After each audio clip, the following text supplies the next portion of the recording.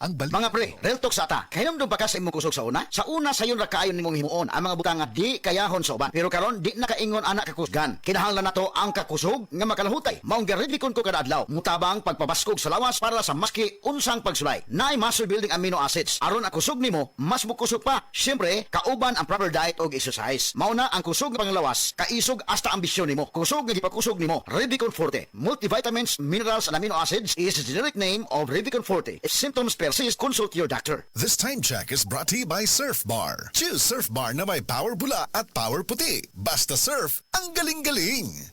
This newscast is brought to you by Kremil S Cool Relief para sa heartburn at indigestion. Lami na, barato pa. Kasakit sa ulo na akong...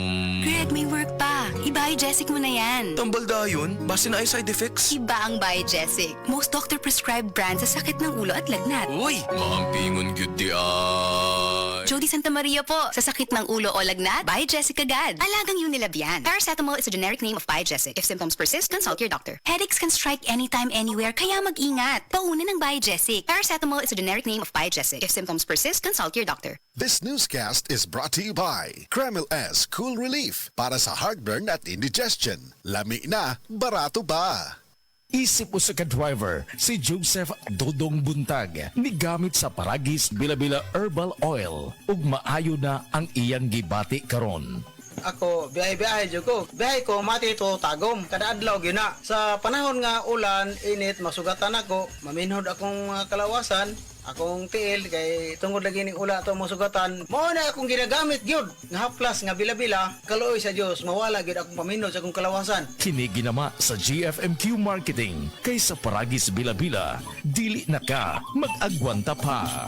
Ako si Kate Brios, usa sa mga tag-iya sa INM Kate Beauty Incorporated. Ako magpahimangno sa mga tag-iya og mga butika, pharmacy og mga drugstore nga dili mo dawat og produktong Koy Herbal Capsule nga way tatak, the original ug way nakamarka sa kapsula nga KOI kay siguradong piki kana ug peligro sa panglawas ang epekto niini. Labaw sa tanan, mahimong pasakaan og kasong kalapasan sa balaod sa unfair competition. Ang mga pharmacy owners sa higayon nga masakpan kamo nga namaligya og Koy Herbal Capsule nga piki o walay kumpletong dokumento. Muhatag kog reward sa kantidad nga 300,000 pesos cash ni adtong mga tao nga makahatag og pruweba sama sa pictures o transaksyon sa mga tao nga anaa sa sulod mismo sa mga pharmacies o uban pa gikan sa dili otorisadong mga pharmacies labi na sa mga distributors. Daghang salamat.